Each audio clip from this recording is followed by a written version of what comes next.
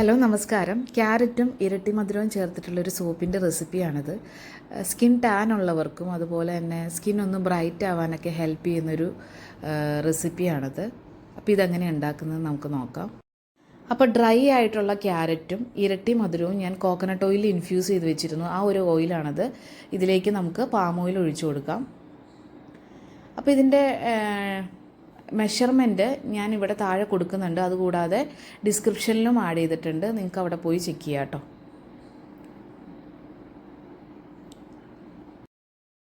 ഇനി നമുക്ക് olive oil ഒഴിച്ചു കൊടുക്കാം.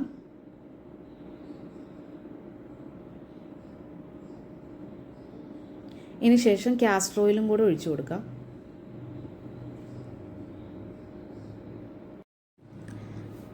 അടുത്ത ഷിയ ബട്ടറാണ്. ഷിയ ബട്ടർ ഇട്ട് കൊടുക്കാം.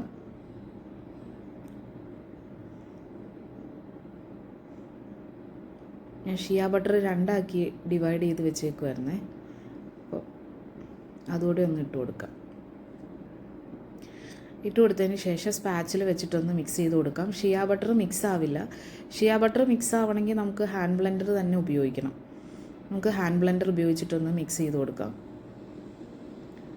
ഒരു 2 സെക്കൻഡ് ഒന്ന് ഇതുപോലെ ഒന്ന് ബ്ലെൻഡ് ചെയ്ത് കൊടുക്കണം. അപ്പോഴാണ് ആ ഷിയ ബട്ടർ ആ ഓയിലിൽ നന്നായിട്ട് മിക്സ് ആവുള്ളൂ.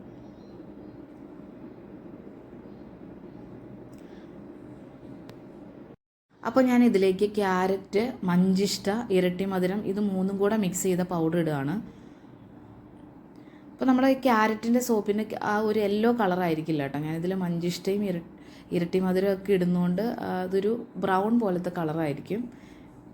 നമുക്കിതിലേക്കിനി ലൈ സൊല്യൂഷൻ ഒഴിച്ചു കൊടുക്കണം. ലൈ സൊല്യൂഷൻ ഒഴിക്കുമ്പോൾ അരിച്ച് തന്നെ ഒഴിക്കുക.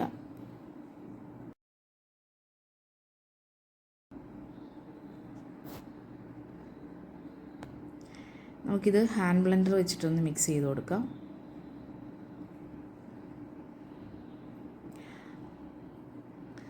ലൈ സൊല്യൂഷൻ ഒഴിച്ചതിന് ശേഷം ഹാൻഡ് ബ്ലെൻഡർ വെച്ചിട്ടൊരു 1-2 സെക്കൻഡ് ഒന്ന് ആദ്യം ഒന്ന് നിർത്താതെ ഒന്ന് ബ്ലെൻഡ് ചെയ്ത് കൊടുക്കണം.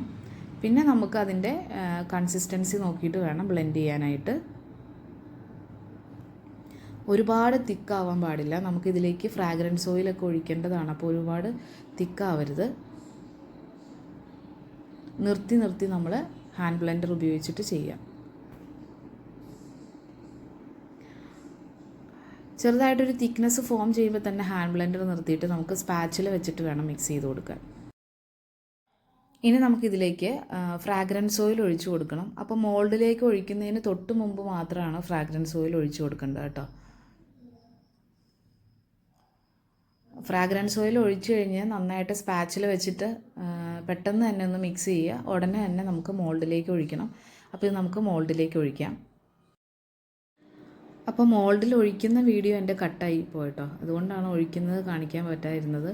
മോൾഡിൽ ഒഴിച്ചതിന് ശേഷമുള്ളതാണിത്. അപ്പോൾ മോൾഡിൽ ഒഴിച്ചിട്ട് നമ്മളിതുപോലെ ഒന്ന് അതിൻ്റെ ടോപ്പിലൊന്ന് ചെറുതായിട്ടൊരു എന്തെങ്കിലും ഒരു ഡിസൈനോ അല്ലെങ്കിൽ അതിൻ്റെ ലെവലോ ഒന്ന് കറക്റ്റാക്കി കൊടുക്കാം. എന്നിട്ട് നമുക്കിത് 48 hours കഴിഞ്ഞിട്ട് കട്ട് ചെയ്തെടുക്കാം. അപ്പോൾ ഞാൻ ചെയ്തിട്ടുള്ളത് 5 കിലോ ഓയിൽ വെച്ചിട്ടുള്ള സോപ്പിൻ്റെ റെസിപ്പിയാണ്. ഞാൻ പക്ഷേ നിങ്ങൾക്ക് 1 kgയുടെ ഒരു കണക്കിലാണ് മെഷർമെൻറ്റ് ഇട്ടിട്ടുള്ളത് കേട്ടോ. നിങ്ങൾക്ക് ചെയ്ത് പഠിക്കാൻ എളുപ്പത്തിന്. അപ്പോൾ ഈ വീഡിയോ എല്ലാവർക്കും ഉപകാരപ്രദമാകുന്നുണ്ടെങ്കിൽ എല്ലാവരും ഒന്ന് ലൈക്ക് ചെയ്തേക്കുക. അതുപോലെ ഒന്ന് ഷെയർ ചെയ്യുക, സബ്സ്ക്രൈബ് ചെയ്യുക.